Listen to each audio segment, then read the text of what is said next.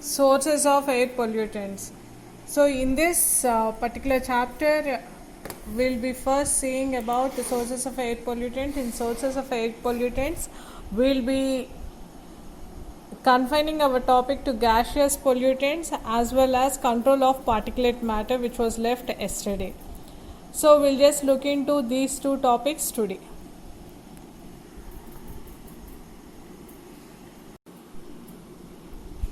So today, gaseous pollutants. So the pollutants which are in the form of gases, those we are going to call them as gaseous pollutants. The main gaseous pollutants are sulfur dioxide, carbon monoxide, ozone and gaseous photochemical oxidants, nitrogen oxides, volatile and semi-volatile organic compounds and ammonia.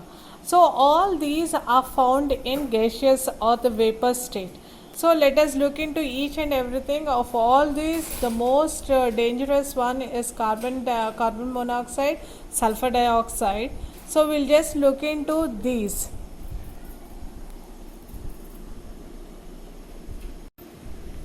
We can divide the gaseous pollutants into two main categories. Those are primary gaseous contaminants and the next one is secondary gaseous contaminants. In these primary gaseous contaminants, we'll just look into what gases will be coming under primary gaseous contaminants. So in primary gaseous contaminants, we'll get sulfur dioxide and sulfuric acid vapor. The next we get nitrogen oxide and nitrogen dioxide, carbon monoxide and partially oxidized organic compounds. Next we have volatile organic compounds and other organic compounds. Next we have hydrogen chloride and hydrogen fluoride. Next, hydrogen sulfide and other totally reduced sulfur compounds that are mercaptans and sulfides. And the last we have is ammonia. All these contaminants will come under your primary gaseous contaminants, which are directly released into the air or which can form directly. These compounds you are going to call it as primary gaseous contaminants. The next we have are secondary gaseous contaminants. The secondary gaseous contaminants are nitrogen dioxide, ozone and other photochemical oxidants and sulfuric acids. So directly, yesterday we had been seeing that in the particulate emissions also, some are directly getting into the air and causing pollution, and some they react in the presence of sunlight and then they are going to cause pollution. Those are termed as secondary contaminants. So over here also we have primary contaminants and the secondary gaseous contaminants. In the secondary gaseous contaminants we have nitrogen dioxide, ozone and other photochemical oxidants and then sulfuric acid. So how do we control these gaseous contaminants? So here it gives gaseous criterion pollutants as well as volatile organic compounds and other gaseous air toxics are controlled by means of three basic techniques. One is absorption, the next one is adsorption and the last one is incineration or combustion. These are the three basic methods in which we can control these gaseous pollutants. How are these controlled by these techniques? We will be seeing in the next slides. So, in the gaseous contaminants, the main source of gaseous contaminant is carbon monoxide. So, here we'll just look into the main source of gaseous contaminant. Greatest source of carbon monoxide. The first one is carbon monoxide. What are the main sources of this carbon monoxide?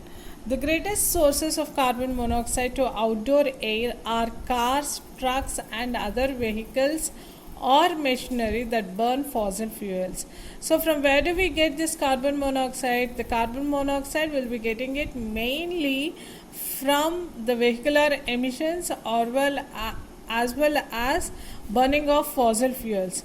So here the main thing are vehicular emissions, cars, trucks and other vehicles. And the next one are fossil fuels. The fossil fuels, wherever in the machinery we use. Before, in the olden days, we used to have, not only in the olden days, even today, in some of the places, we have the trains moving only with the help of coal. So those will be emitting carbon monoxide, and we have many other elements which will be emitting carbon monoxide. A variety of items in our home, such as unvented kerosene and gas space heaters, leaking chimneys and furnaces, and gas stoves also release carbon monoxide and can affect air quality indoors.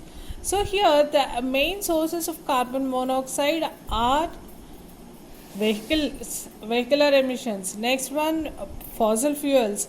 Next, even in our houses, the items like kerosene stoves and gas space heaters, they also create carbon monoxide. So all these are the greatest sources of carbon monoxide. So we have a term called as gas poisoning. What is gas poisoning? Carbon monoxide poisoning occurs when carbon monoxide builds up in our bloodstream. When too much carbon monoxide is in the air, your body replaces the oxygen in our red blood cells with carbon monoxide. So here, what is the main carbon monoxide? It is called as gas poisoning. What will this carbon monoxide do? Generally, the carbon monoxide, it will enter into the bloodstream, and over there it replaces your body oxygen, blood oxygen, and then it will be taking its place. This leads to a serious tissue damage or even death. So this can lead to tissue damage or at sometimes even death. So this process is called as gas poisoning. So that is carbon monoxide entering into the bloodstream and then replacing it with oxygen in our red blood cells is called as gas poisoning.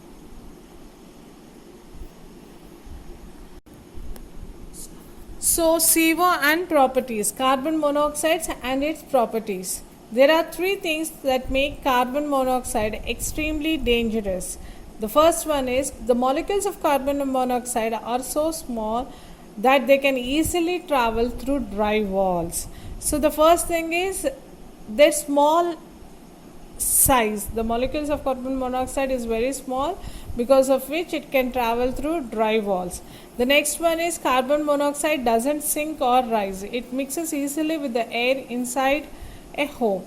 So here what does it happen? The next thing is carbon monoxide, it doesn't sink or rise in air. It just mixes with the air inside a home. It is an odorless gas, so without an alarm to notify you that it is in. So here this carbon monoxide doesn't give any alarm when you are breathing also, choking or anything, nothing happens. Only thing is it can get into your blood and then it is creating your poison. So here this is an odorless gas, so without an alarm to notify you that it is in your blood, so that it just occupies your blood. So these are the properties of carbon monoxide.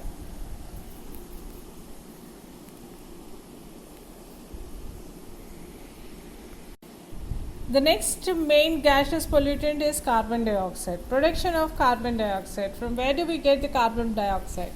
Carbon dioxide is added to the atmosphere by human activities.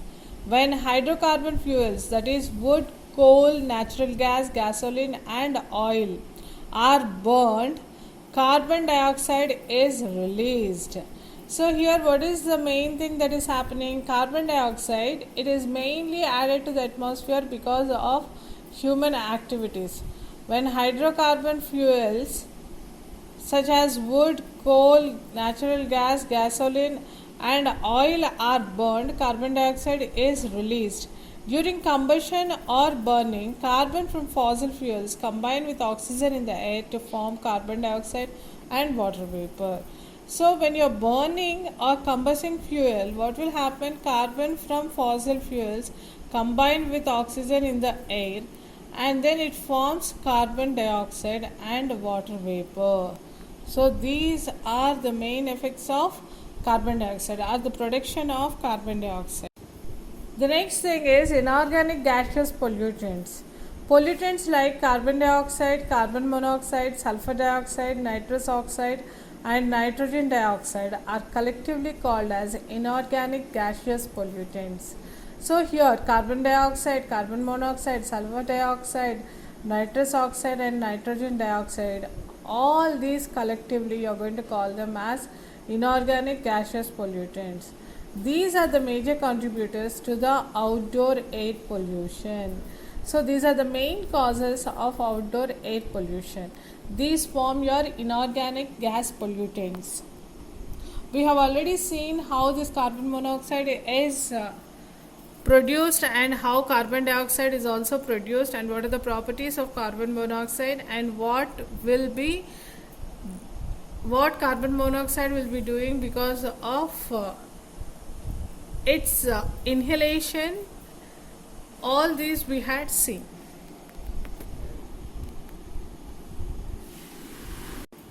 Sources of inorganic gaseous pollutants. Sources of inorganic gaseous pollutants are unvented space heaters, vented space heaters, tobacco products, wood burning stoves, fireplaces, furnaces, gas stoves, and ovens.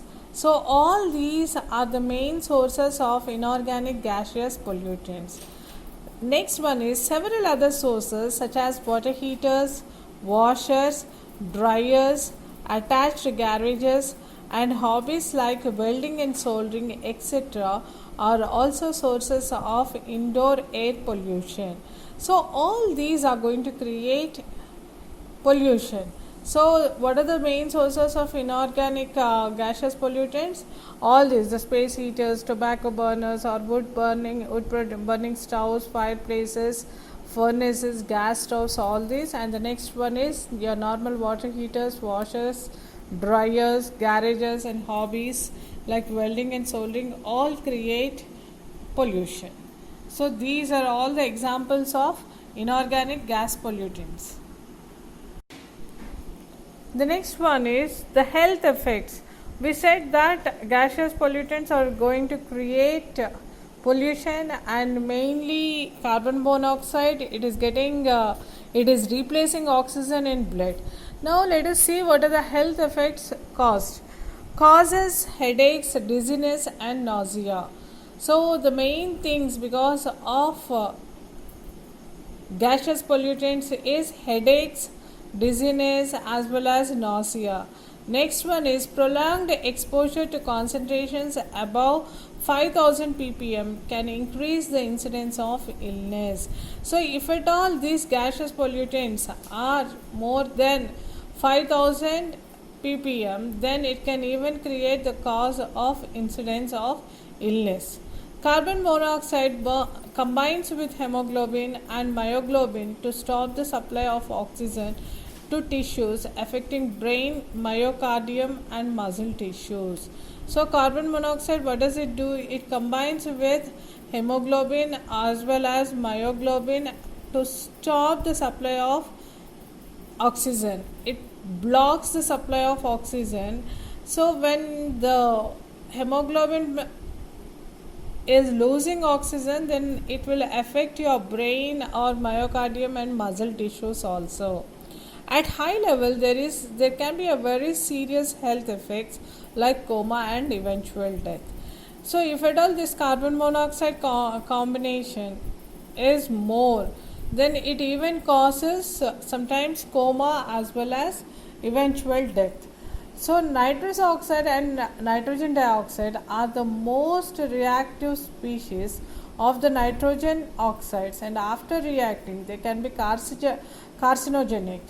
Nitrogen dioxide gas can cause coughing, breathlessness, irritation of upper airways, bronchospasms, next nausea and vomiting. So all these inorganic or organic gaseous pollutants all are going to create in some manner or the other health effects. It is going to create much effect on the health of human beings. So if at all if you are inhaling more, then what happens? Serious health effects are being created. Nitrogen oxide and nitrogen dioxide are the most reactive species of nitrogen oxides, and after reacting they can be carcinogenic. So nitrogen dioxide can cause irritation of your upper airways, breathlessness, cough, everything it can create. So these are all the effects of gaseous pollutants.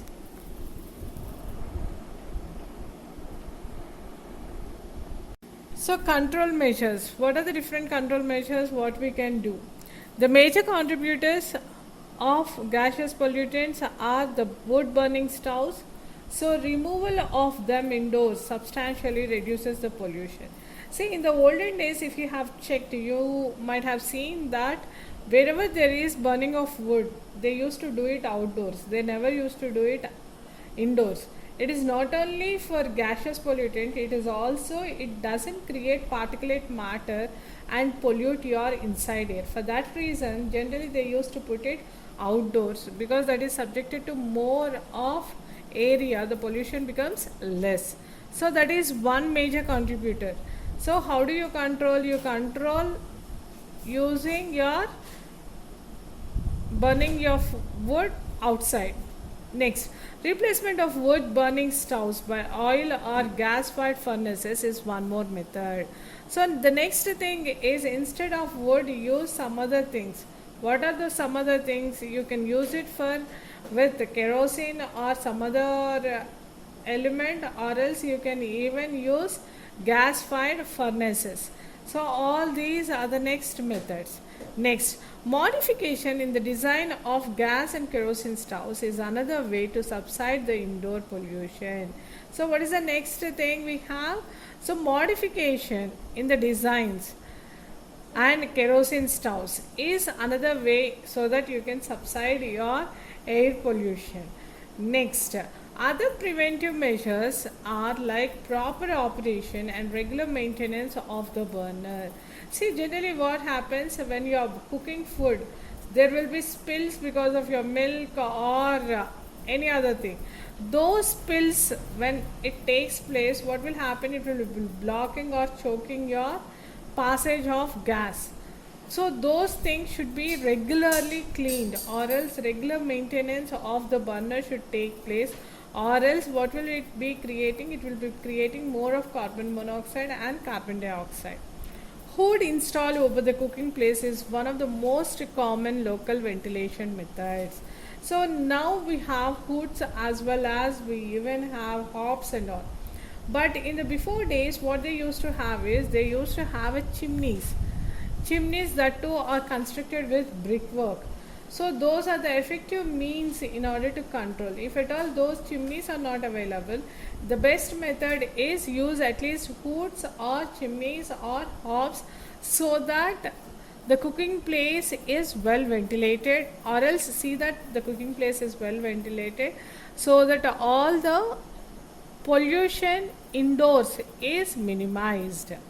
Next, ductless cooking ranges with carbon filters are being used. What is the next thing is ductless cooking. That also we have started now. Cleaning the air using several commercially available adsorption and absorption techniques can also control their concentration. So yesterday we had seen that we can use air purifiers so that the air is purified. Or the next thing what we have seen is you can use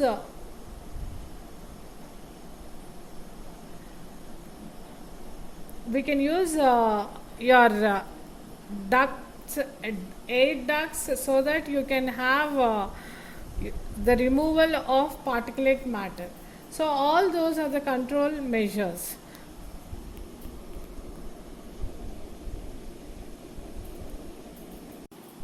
The next way to control the gaseous pollutants is scrubbers. Scrubbers are the devices in order to control gaseous pollutants. Scrubbers are a type of system that is used to remove harmful materials from industry exhaust gases before they are released into the environment or atmosphere. See, scrubbers you have just as we have hobs or else exhaust fans. We even have some of the things wherein this particular gases whichever are coming out from the industry are totally cleaned, or else the pollution levels are brought to very less, and then they are released into the air so that they doesn't cause any harm to the human life. These pollutants are generally gaseous, and when scrubbers are used to specifically remove SO2 or SOx compound, it is referred to as a flue gas desulfurization.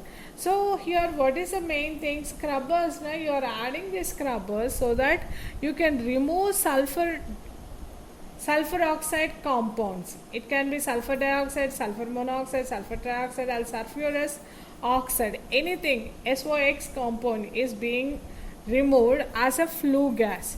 So when sulfur is controlled to a maximum extent, then the harm it causes is nullified. So for that reason scrubbers are used.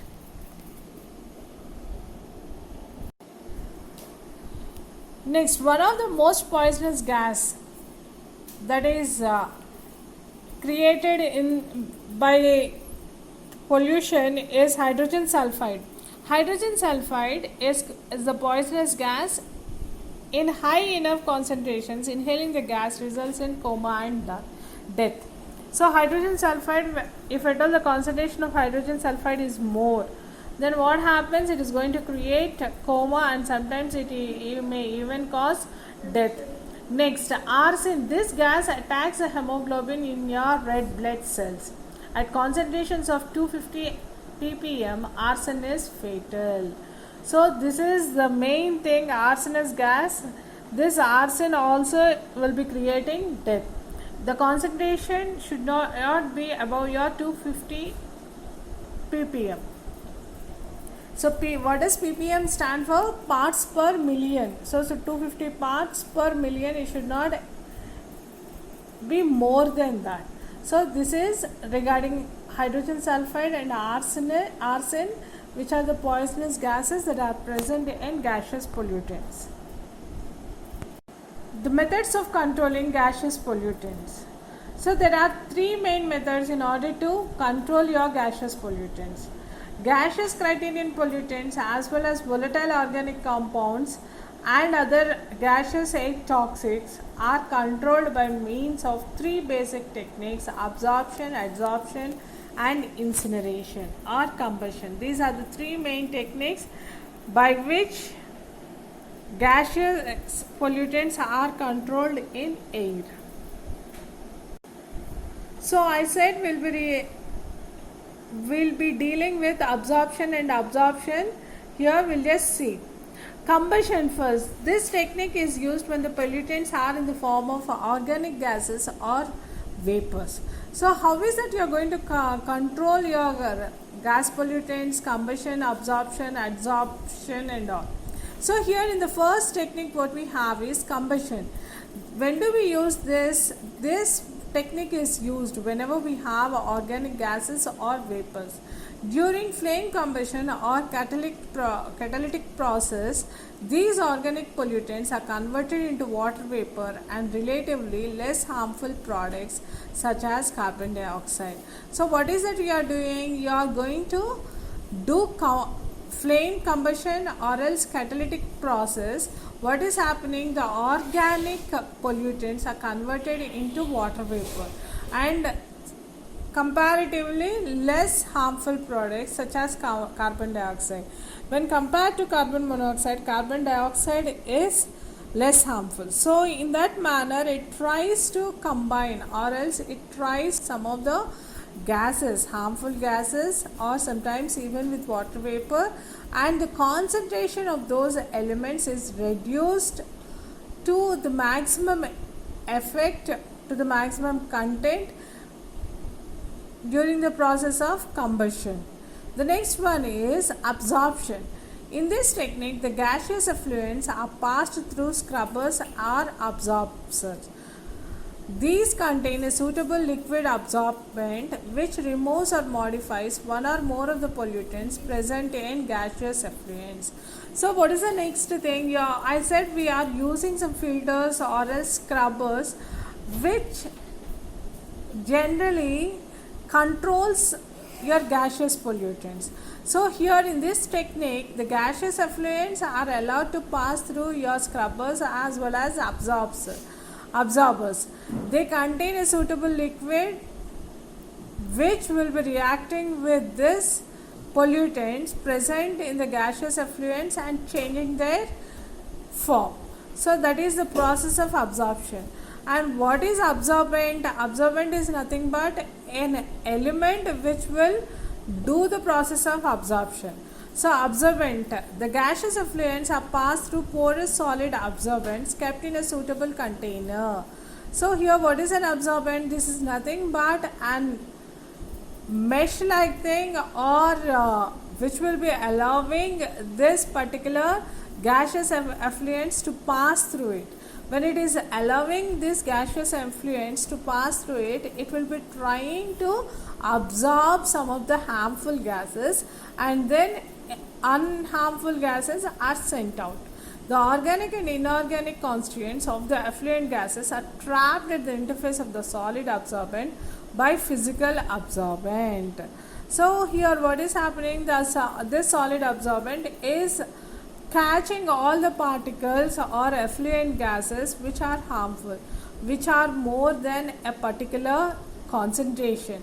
So in that way we are going to control our gas pollutants or the gas emissions into the atmosphere from the industries. Scrubbers are fixed, next absorbents are fixed wherever there is a gas that is being let out into the surrounding area.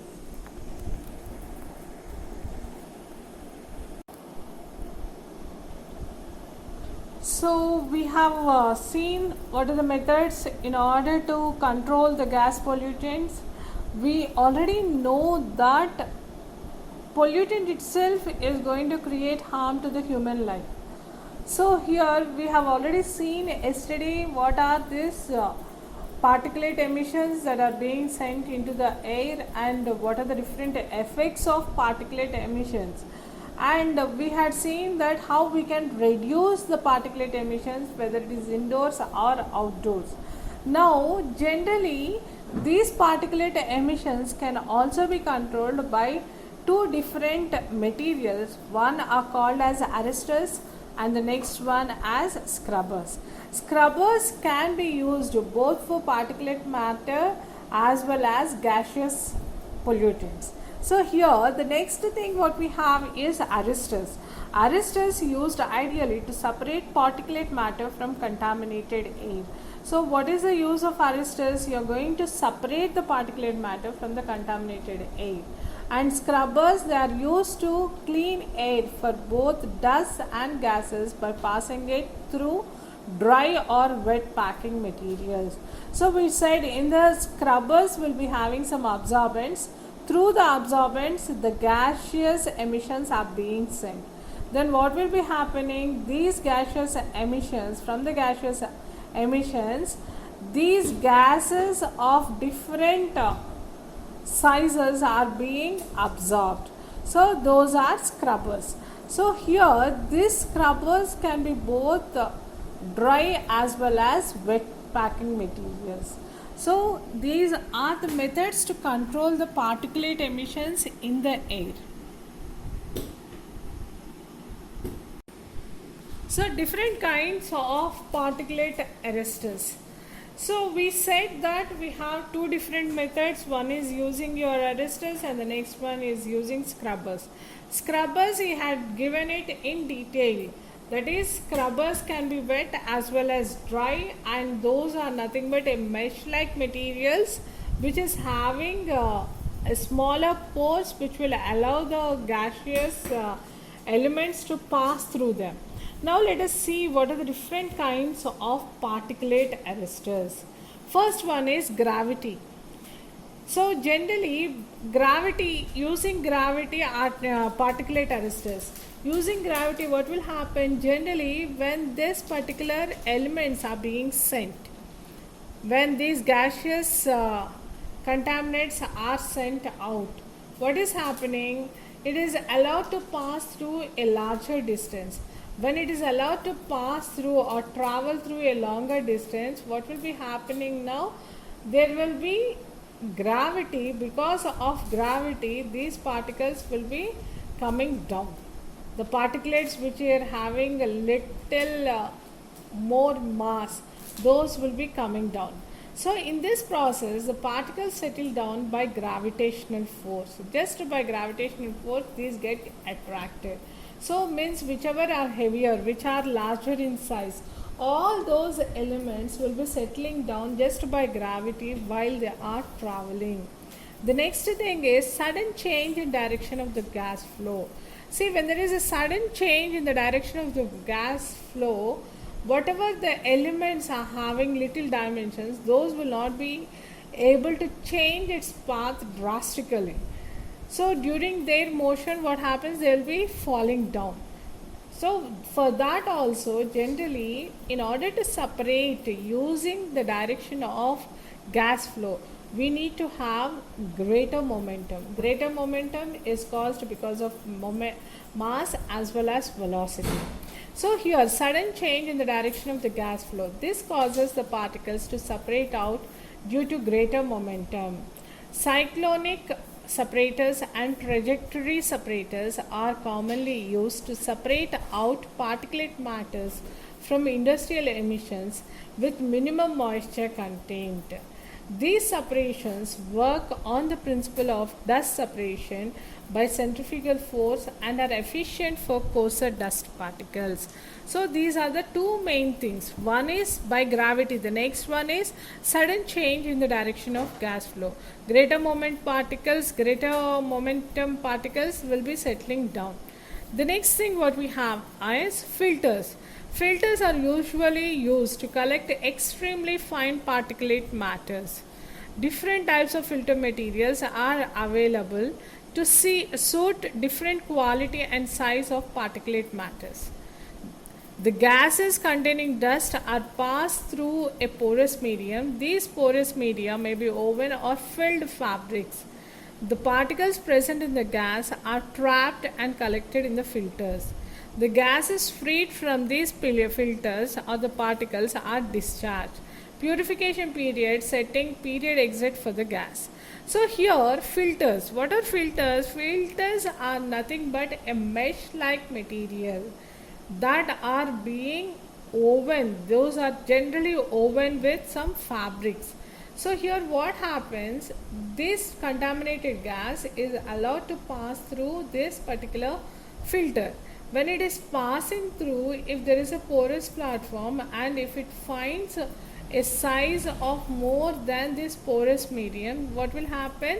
That dust will be collected in this pores.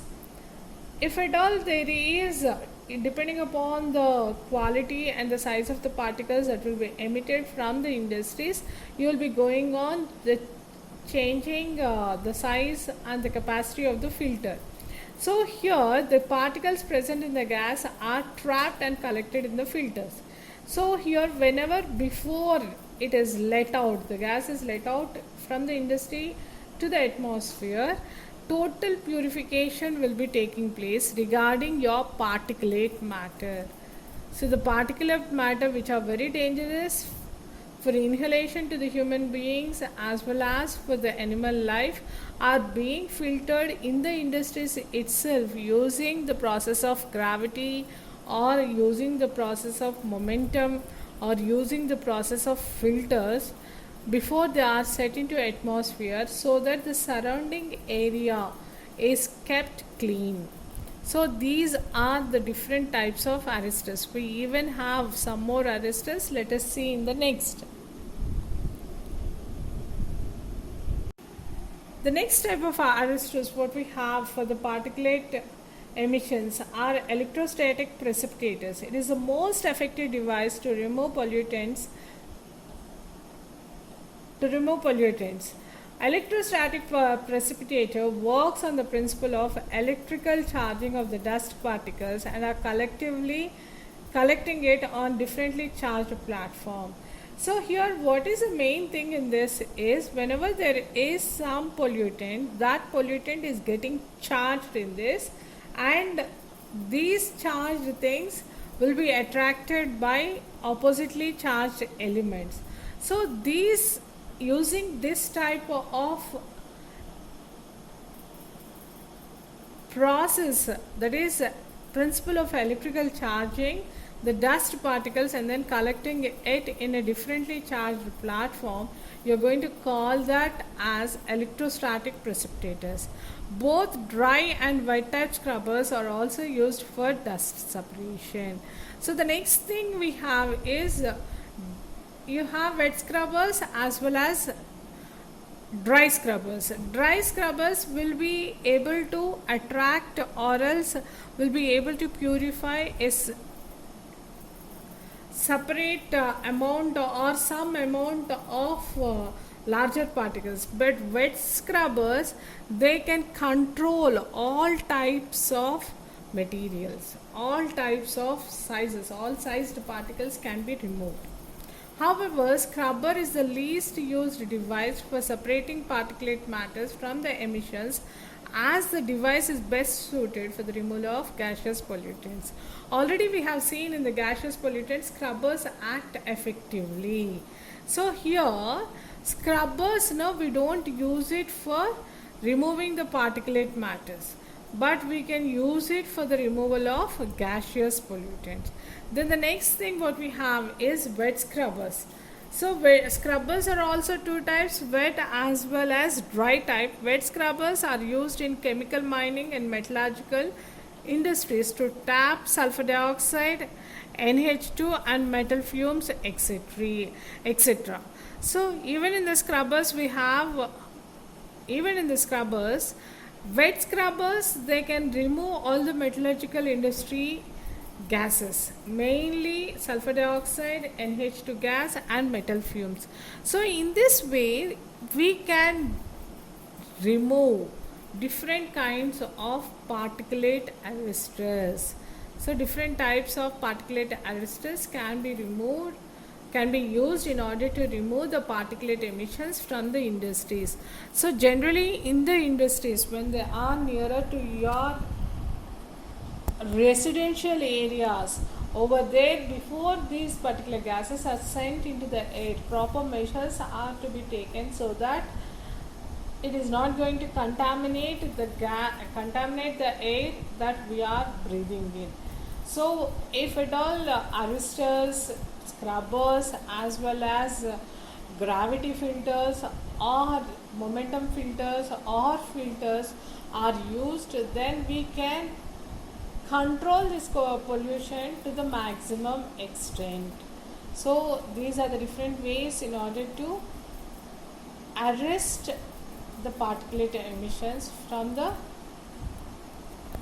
industries.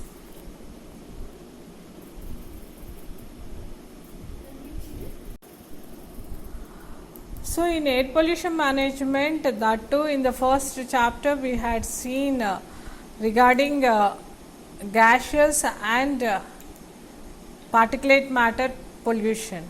So we have seen in this what are the major causes for particulate pollution, what are the main causes, what type of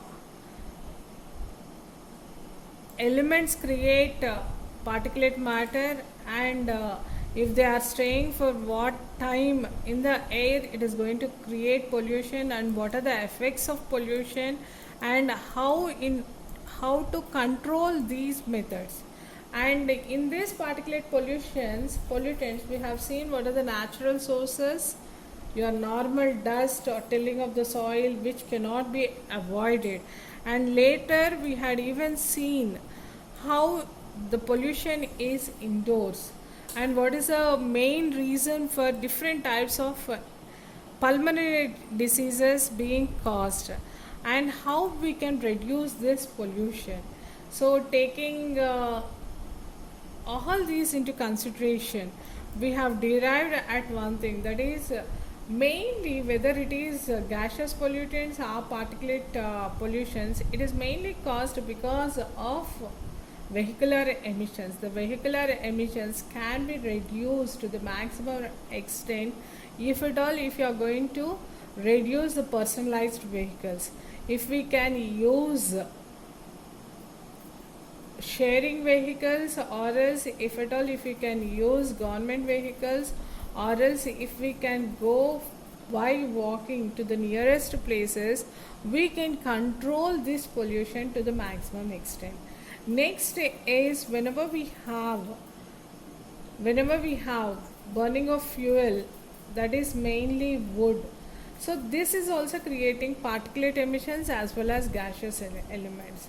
So burning of fuel, burning of waste, trash, and all these are going to create mainly particulate emissions. And gaseous pollutants are also caused because of the letting out of waste gases outside from the industries. So all these can be controlled if at all if we use proper measures. So not only those, the particulate emissions that are coming out is not only because of vehicles or burning of firewood or else trash outside, it is also created because of the cooking practices that we make indoors. And indoor air is mostly polluted when compared to outdoor air, because this indoor air is confined to a lesser space. So here people whoever are staying indoors for a longer time are also subjected to more of pulmonary diseases because of the particulate emissions that are created by cooking practices. So here at the end of this, that is regarding the gaseous pollutants and the particulate pollutants, we can come to a conclusion that our regular practices like cooking procedures have to be changed. Usage of hoods, chimneys, or hobs should be done. Exhaust fans in order to send out the inside air should be done. Next thing is unnecessary burning of fuel or waste should not take place. The next thing what we have is try to reduce the pollution by using some of the filters, properly cleaning it every now and then, or else using some scrubbers or arresters in the industries can control the pollution to the maximum extent. So we have many of the gas tragedies that are taking place these days from the industries letting out of gases. Those all are the examples to show that the amount of gases that are let out should be controlled. And the next and main thing that has to be done is we should avoid we should avoid